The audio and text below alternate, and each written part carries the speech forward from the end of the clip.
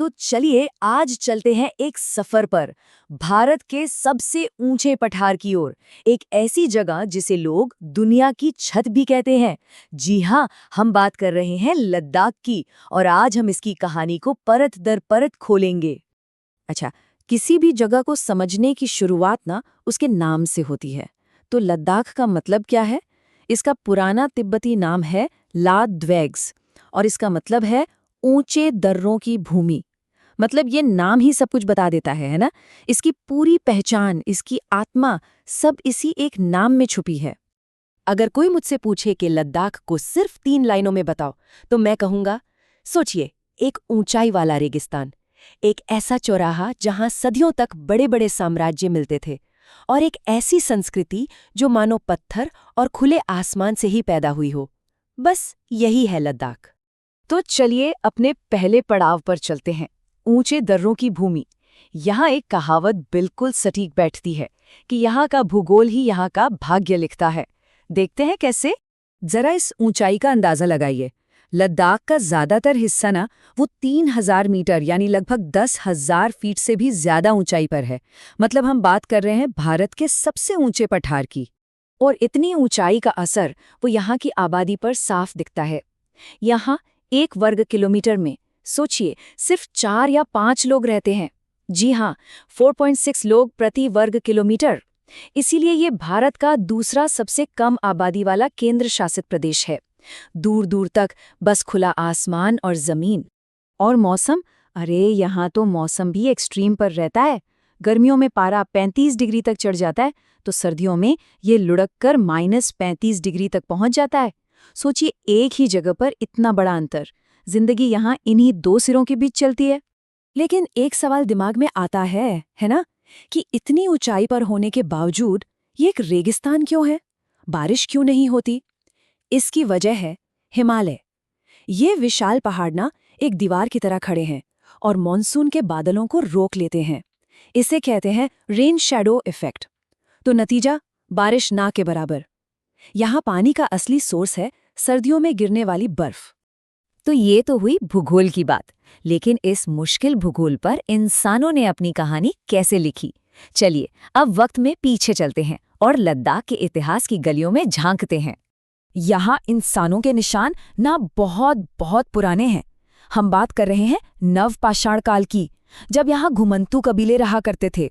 और इसका सबूत, अरे यहाँ की चट्टानें खुद कहानी सुनाती हैं। उन पर उकेरी गई नक्काशियां हजारों साल पुरानी दास्तानों की गवाह हैं। अगर लद्दाख के इतिहास को तेजी से देखें तो ये एक रोलर कोस्टर राइड जैसा है। कहानी शुरू होती है उन घुमंतू लोगों से, फिर लगभग 900 ईस्वी में ये एक बड़े तिब्बती साम्राज्य का हिस्सा बन जाता है। 15वीं सदी आती है और नामग्याल वंश इसे एक पहचान देता है। फिर 1834 में जम्मू के डोगरा साम्राज्य का कब्जा हो जाता है। 1947 में आज़ादी के बाद ये जम्मू कश्मीर का हिस्सा बनता है, और फिर एक लंबे सफर के बाद 2019 में इसे अपना अलग केंद्र शासित प्रदेश का दर्जा मिलता है। देखिए, एक बहुत बड़ी गलतफहमी है कि लद्दाख हमेशा से दुनिया से कटा हुआ था। बिल्कुल नहीं।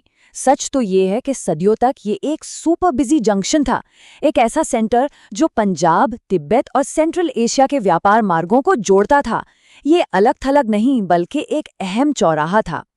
तो हमने भूगोल देखा, इतिहास देखा, अब बात करते हैं उस चीज की जो इन दोनों से मिलकर बनती है, यानी यहाँ की संस्कृति।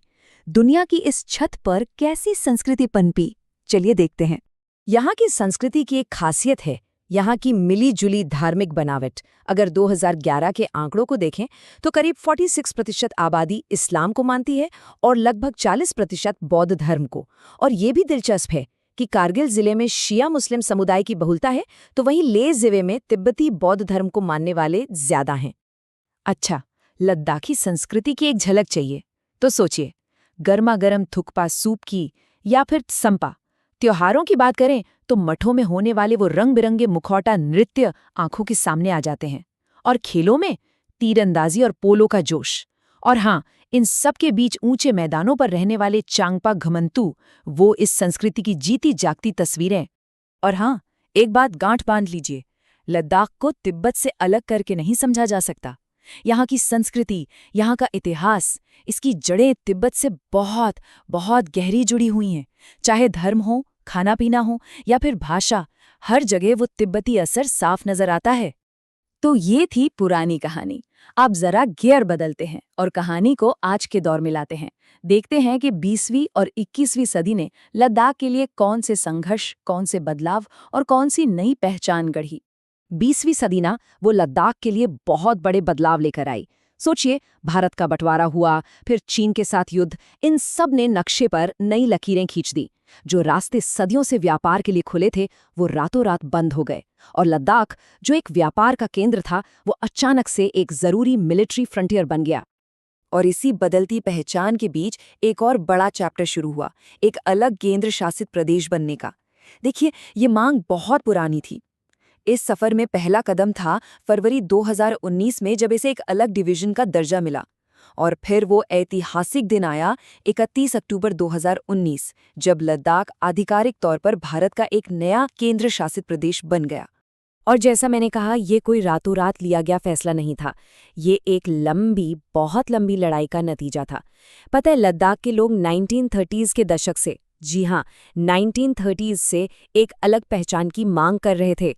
तो ये दशकों के संघर्ष का फल था।